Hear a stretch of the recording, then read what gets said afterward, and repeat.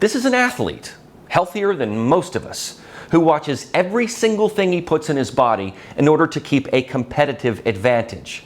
So if he believes that any medicine or vaccine is something that might alter his health or performance and jeopardize his career, he has every right to reject it. Health choices are not a one-size-fits-all prescription. There may be some general guidelines that give you some choices, but any mandate has to be disconcerting. Furthermore, tennis is an individual sport, largely played outdoors. Tennis players are truly socially distanced in a maximum sort of way. The only handshake or contact you see is after the match is over. So really, does Joker pose a threat to other players or to the crowd that packs in there like sardines? This is where we see gaping holes in logic when it comes to health guidance. But we have been seeing that for the better part of 2 years now. As an American, you can travel to Europe, like I recently did to France, without any proof of vaccination. You can come back to America from Europe without proof of it either. But if you're foreign, and especially if you're a world tennis star who has provided many reasons for not being vaccinated, you cannot play in the US Open. You may remember that Djokovic had the same exact problem with the Australian Open. He filled out all the forms, he went through all the proper protocols, he made it to Australia, was detained, and then deported. What a disastrous and childish display put on by the Australian government. And now, our government is showing a similar thing. Reporter Peter Doocy asked Press Secretary Karine Jean-Pierre about the hypocrisy of unvaccinated migrants who are coming across our southern border, yet they don't allow Djokovic. Take a listen. How come migrants are allowed to come into this country unvaccinated, but world-class tennis players are not? You're talking about which world-class tennis player? Novak Djokovic. So, as far, just since you asked about him, you asked me about him. So visa records are confidential under U.S. law. Therefore, the U.S. government cannot discuss the details of individual visa cases. Due to privacy reasons, the U.S. government also does not comment on medical information of individual travelers as it relates to the tennis player. Look, the questions regarding vaccination requirements is I defer you to CDC. This is a CDC requirement for foreign nationals. This is something that they decide. This is something that is up to them. The U.S. Open and their participant protocols, I'd refer you to them. They have their own specific protocols as well. So they're two different things. They're two different things. But so how is it two different things? Somebody unvaccinated comes over on a plane. You say that's not okay. Somebody walks into Texas or Arizona unvaccinated. They're allowed to stay. Why? But that's not how it works. Like we actually no. I know that that's not what you guys want to happen, but that is what is happening. But that's not. It's not like somebody walks over and that's not how. Exactly what's happening. Thousands of people are walking in a day. Some of them turn themselves over. Some of them are caught. Tens of thousands a week are not. That is what is happening. The funny thing is that she acts like she doesn't know who Djokovic is, even though she keeps looking down at her notes, because she anticipated that this might come up. Now, that's just speaking out of both sides of your mouth, is it not? And smartly, some southern state governors are busing immigrants to D.C., right there in Joe Biden's backyard. So much so that Mayor Muriel Bowser has asked for National Guard help, which they have declined. Remember that it was Muriel Bowser, Nancy Pelosi, and Chuck Schumer that declined National Guard help on January 6th. You see the picture that I'm painting?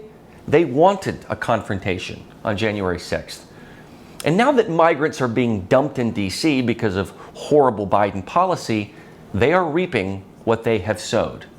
So no vaccine required of immigrants who are caught and released in this country, but the world #1 player cannot play in the U.S. Open. In one of my recent episodes, I profiled the disgrace of the soon-to-be retired Anthony Fauci and how his misguided policy stunted an entire generation, as if we needed anything else to dumb down a generation addicted to TikTok. But Fauci, the CDC, the NIH, all of them provided faulty guidance. And to this day, provide guidance that's not guidance, it's mandated. And with all that we know about vaccines now, from their short-lived efficacy to the lack of protection or transmission to the VAERS side effects and documented myocarditis, especially in young men, why have any mandate at all? And in a typically testy exchange between Senator Rand Paul and Fauci, Rand Paul asks Fauci why there is no data to support giving the vaccine to children under 5 years old. In typical Fauci fashion, he fumbles. He also won't disclose who at the CDC and NIH got kickbacks for pushing the big pharma vaccines. I mean, wouldn't it alarm you if you knew that the very people making nationwide health policy are being paid by Pfizer, Moderna, and Johnson & Johnson? Doesn't that change everything? Fauci is hiding this. He's being disingenuous about it. We can't have policymakers this beholden to big pharma. But it's clearly the reason that Novak Djokovic cannot play in the US Open. I mean, if he had an active COVID case right now, that would be different. Even so, the mortality rate is way, way down. You probably also remember the controversy with Green Bay Packers quarterback Aaron Rodgers, who was not vaccinated. A reporter asked him if he was, and he said that he had been immunized, which in his mind he was. He had done all of the things necessary for his health to be in the top form. It wasn't even that reporter's business to ask him such a private question. And if it had been me, I would have told him that. But Rodgers then got in trouble with the NFL for saying that he was immunized as a semantical play on words. Once again, the NFL created mandated policy based on Fauci and the CDC's bad guidance. I bet you most of the players in the NFL did not want the vaccine. They've gone into huddles before with guys who have active flu and over 100-degree fevers. But they play the sport and take the risk because getting a potential concussion is far worse than a 10-day virus. And look at Tom Brady, who created his own line of TB12 sports nutrition. I don't recall him ever being asked about being vaccinated. And I'm not sure if he is or not, probably, but he got to go to the White House unmasked. I think Djokovic has become a whipping boy for the militant left.